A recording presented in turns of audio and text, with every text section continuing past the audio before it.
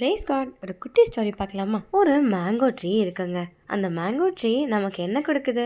ஸ்வீட்டான மேங்கோஸ் தானே கொடுக்குது. அது ஸ்வீட்டான மேங்கோஸ் தர சீசன்ல ஸ்வீட்டானதை கொடுக்கும். அப்படி அந்த ஸ்வீட்டான சீசன் முடிஞ்ச உடனே அது ட்ரை ஆகும்னு யோசிச்சு பாருங்க. இதுக்கு காரணம் என்னவா இருக்கலாம்? அந்த மரத்தடியில இருக்கிற ரூட்ஸ்ல எதனா ஒரு ப்ராப்ளம் இருந்திருக்கலாங்க. உதாரணமாக எறும்புக்களே வச்சுக்கோங்க.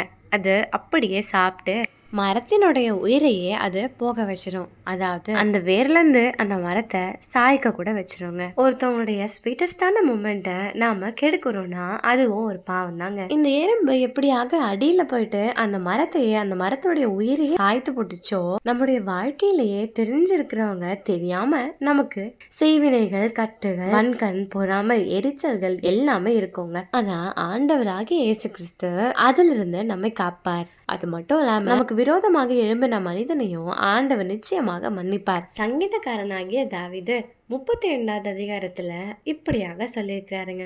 எவனுடைய மீறுதல் மன்னிக்கப்பட்டதோ, எவனுடைய பாவம் மூடப்பட்டதோ அவன் பாக்கியவான். 5வது வசனத்துல, நான் என் அக்கிரமத்தை மறைக்காமல் என் பாவத்தை உமக்கு அறிவித்தேன், என் மீறுதல்களை கர்த்தருக்கு அறிக்கையிடுவேன் என்று தேவரீர் என் பாவத்தின் தோஷத்தை மன்னித்தீர். ஆண்டவர் கிட்ட உதவியை கேளுங்க. நம்ம யாருடைய ஏதாவது சந்தோஷத்தை நமக்கு எடுத்தோம்னா ஆண்டவர் கிட்ட மன்னிப்பு கேளுங்க. நிச்சயமா ஆண்டவர் மன்னிப்பார்.